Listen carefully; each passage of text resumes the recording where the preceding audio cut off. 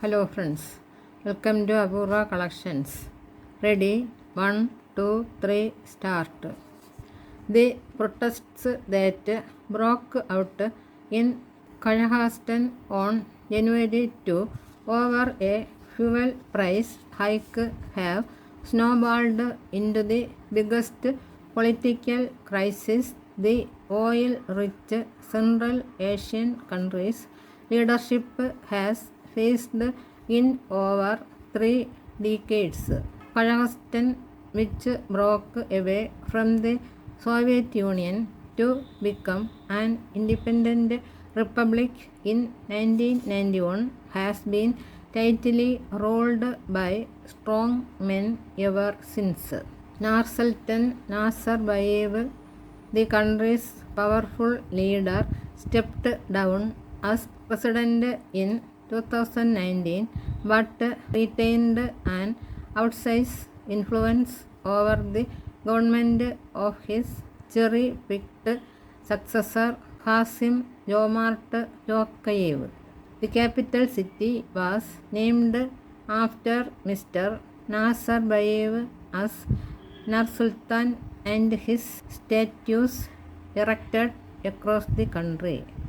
Unsurprisingly, Mr. Nazarbayev, who embodies the old regime, was the center of public anger. The protesters, chanting slogans such as "Old Man Out," burned his statues. Shocked by the mass gatherings and violence, Mr. Tokayev took a series of swift measures to quell the unrest.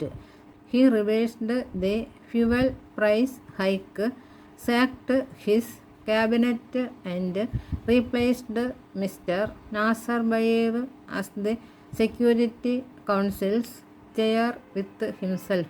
He has also requested the Russia-led Collective Security Treaty Organization for help.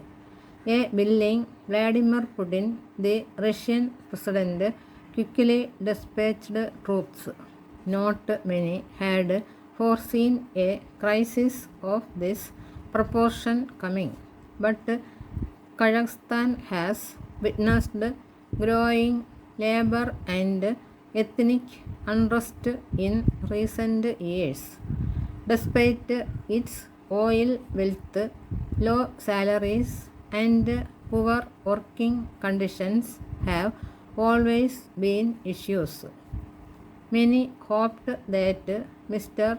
Tokayev would bring in change, but they saw Mr. Nazarbayev continuing to pull the strings.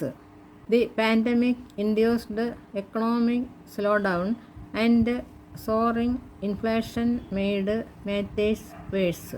Public resentment was building up against the ruling elite over the years, and the fuel price hike did just light the fuse, triggering protests first in Shanosan, a city in the western Mangisto region that had seen unrest in the recent past. It spread to other parts of the country quickly, especially to Almaty, the largest city, where the mob stormed the mayor's office. The protesters, emboldened by the concessions the regime has made, now demand political reforms. For Mr. Tokayev, this is the biggest crisis of his presidency, but also an opportunity. It is a crisis because in a country where the public was taught to adulate their rulers, the violent clashes arise, both political and security challenges to the ruling elite. On the other side, it is an opportunity for the president to come out of the shadows of the old regime. The outcome of the current crisis would largely depend on the choices he would make.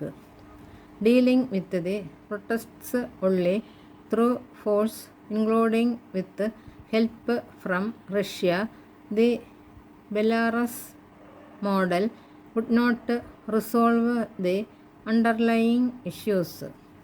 The other option, the most sensible one, is to reach out to the angry public, hold consultations, and build consensus to enter a new social contract with the people of Kazakhstan.